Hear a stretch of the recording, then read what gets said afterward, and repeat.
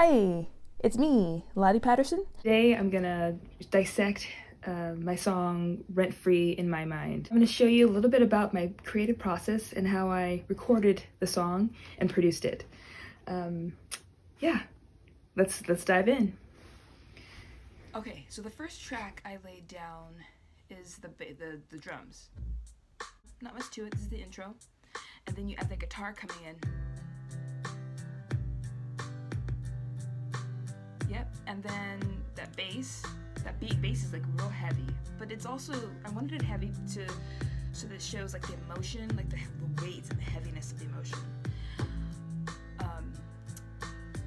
So I have here an intro, a verse, a chorus, a verse, a chorus, an instrumental chorus, and then the outro again. So the drums, I went over electronic sound, which is what I did, and then I added like a synth at the chorus.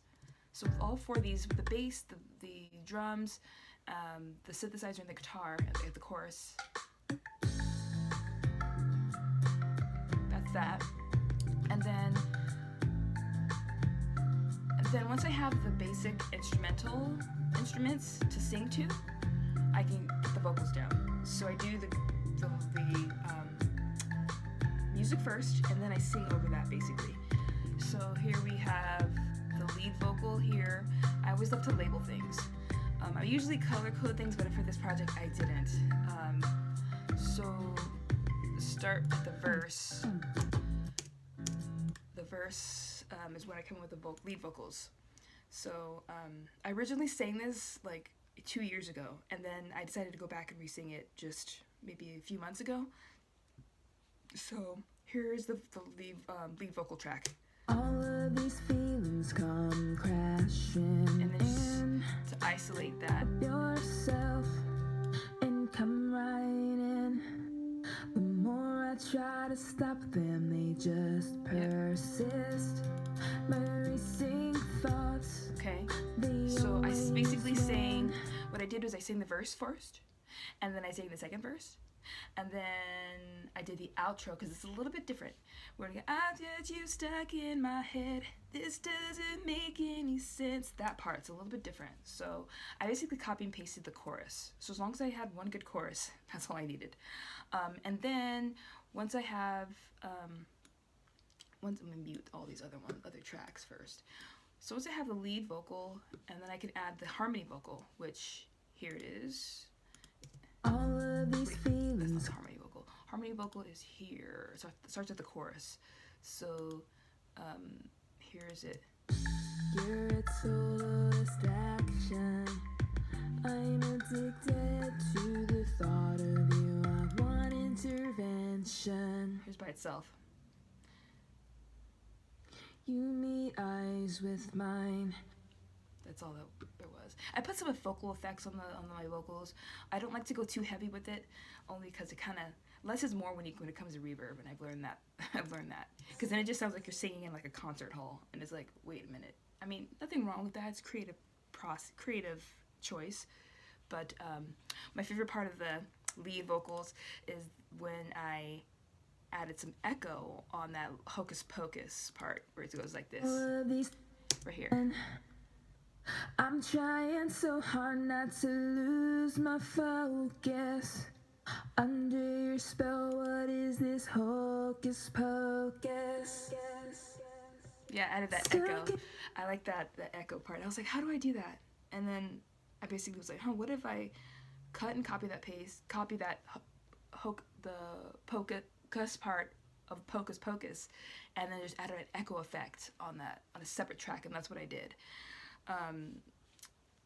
So I did that, and then so I did the lead vocals. I've got the harmony vocals, and then for the vocals at the end, I decided to do like a riff vocal at the very last chorus, and I'll show you what I did with the end riff. I got like 2 tracks of that. Actually, no, I only have 2 tracks. So here's the ending. You're a total This is the harmony. I'm addicted to the thought of you. I want intervention. You meet eyes eyes with mine. Yep. Let's run free in my mind. Let's run free in my mind, yeah. I'm not gonna lie, that part was kind of hard to sing, but I got it. I hit it. It took a few takes of that, but I got it. And then this is like one of my favorite parts with the 3-part harmony, which is from the lead. And then I added 2 harmonies underneath the lead here. I got you stuck in my head. This doesn't make any sense. I should have seen this coming. Come here, let me tell you something. Oh, oh. Let me tell you something. Yeah, so I like that part a lot. And then I decided to add some vocal pads. Now vocal pads are basically like sustaining a note in 3 parts, creating like this chord, a vocal chord. Just kind of fills in the background, and that's what I did because I knew something was missing. So that's what I decided to do during the chorus part. I have these 3 vocal pads. I just layered them, so. That's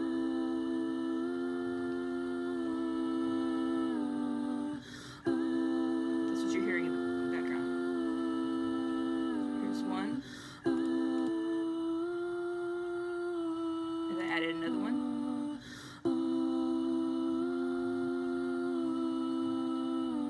And then a third.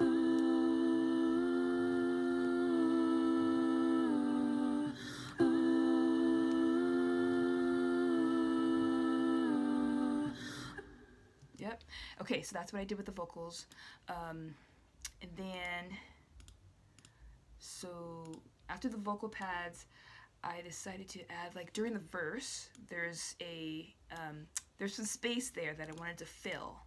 So I decided to use like a synth or something, and that's what I did here. Oh no, that's a transition. Here is this, I use this synth here.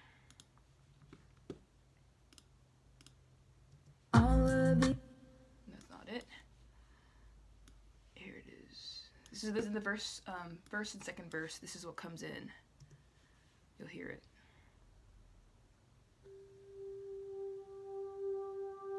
When I'm singing. I'm writing, the more I try to. And I like it kind of, the swells, and it comes back down. And I use some and that's just basically the swells. I control that with the velocity.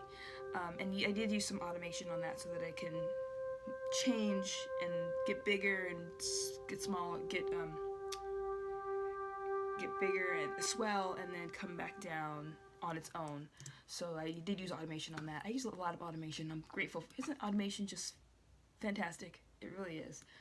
And then during the chorus, I decided to add some piano with the right here. So this is what you hear in the background. And I did it all on this. So, and I added a little bit of reverb.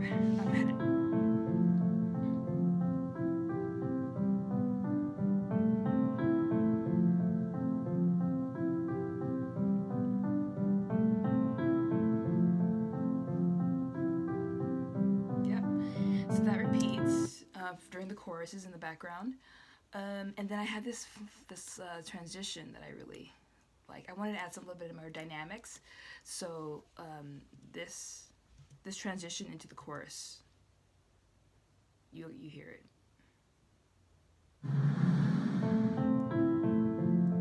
Yeah, there's that transition there.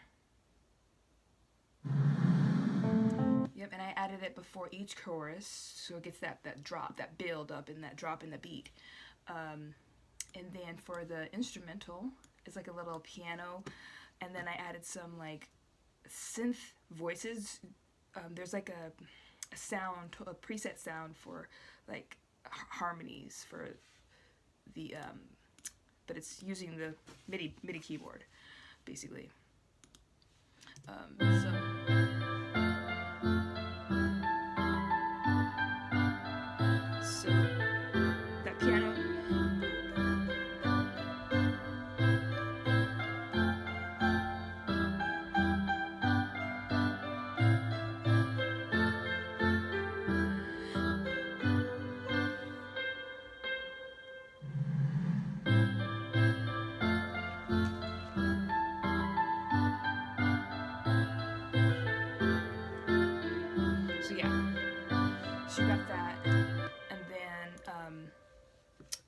the ending is like one of my favorite parts, the outro, I can honestly say. So I've got all 3 of these vocals. So I got you stuck in my head. This doesn't make any parts. sense. I should have seen this coming. Come here, let me tell you something. Oh, oh. yeah, that's it. Sweet harmonies, and I'm glad that they came out okay. I didn't use any auto-tune on this, so I was lucky. Some songs I do use auto-tune on just because it just sounds better to me. Like My Name is Latti. That song I did use auto-tune on. Okay, so once I got all my tracks down here, I will go through and then I'll add compression and EQ, and then I'll add some like effects on like the noise gate. I do the effects at the last minute, and the very last thing I do is automation. Automation is basically like, here's the automation points that I have, like the volume settings on certain tracks. So the bass track here, here's the bass track. There's no automation on the bass, none on the drums, none on the guitars, and then the vocals. There is some automation because there are certain points that I guess I wanted it to be bigger, and so like the chorus, the volume is a little bit higher on those. So basically, it tells you when you want the volume automation. Basically, it just adjusts the volume as the song's playing without you having to like move any faders up on your own. It does it automatically, and that's such a beautiful thing because you can do so much with that. And for like for example here with the transition, that sound, that Secretly enjoying this. Stuck in my head. I put automation on that for volume because I wanted it to like fade out and not be so harsh.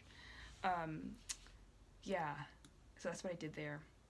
And then I used some automation for that synthesizer at the very beginning because I wanted it was a little bit too loud, and so I wanted the volume to go down when that first when that synth came in the first verse, and you have the instrumental part where it goes ha ha ha ha ha. Remember, I have 3 parts of that. So I've got the high, low, and mid, and I didn't sing that. That's just all controlled with my MIDI keyboard. So, like for example, here's the first one, and then here's the second one. In the third, here it creates a chord. It's like almost like a vocal pad. And here's that instrumental.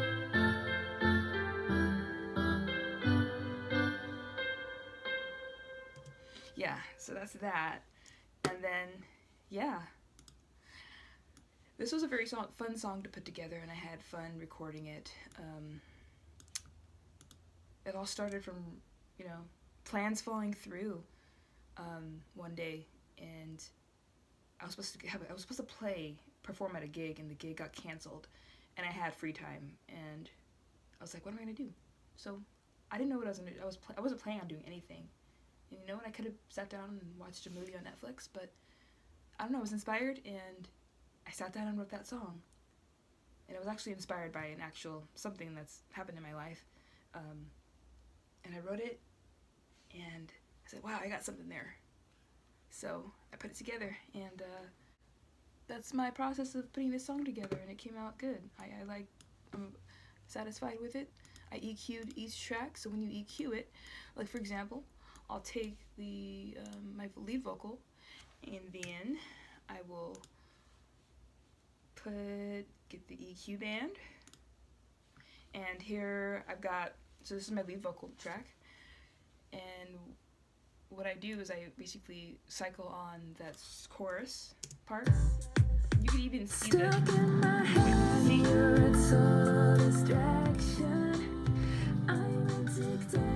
see the waves. So I I cut out some frequencies here around 300 mark because it's kind of boxy.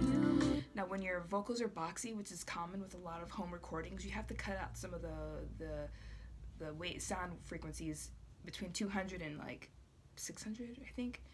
And I automatically cut off some of the low end frequencies because those are like usually rumbles, and you don't really need those, especially in vocals. I had a little I cut a lot. I'd rather cut than boost. And I realized one thing about this song. I had to use a de-esser, and I had to watch to see where the frequency spike in this range between like 6 to 10 kilohertz, and then cut in that area, or at least set my de-esser to about the frequency of that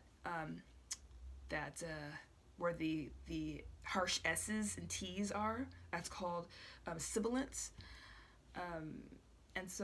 And then you have to with the suppression, you control the amount of sibilance reduction you want. And if you do too much, you can sound like you have a lisp. I don't have a lisp. And then I think I used the wider. Okay, so my vocals, I only did one track for the vocals, and then I used this plugin, this awesome plugin called Wider. And I set it, I use it sparingly. I don't use it too much, because then you have like, it just sounds kind of weird if you use too much. And so this plugin is fantastic because it basically widens the vocals so that it sounds more stereo. And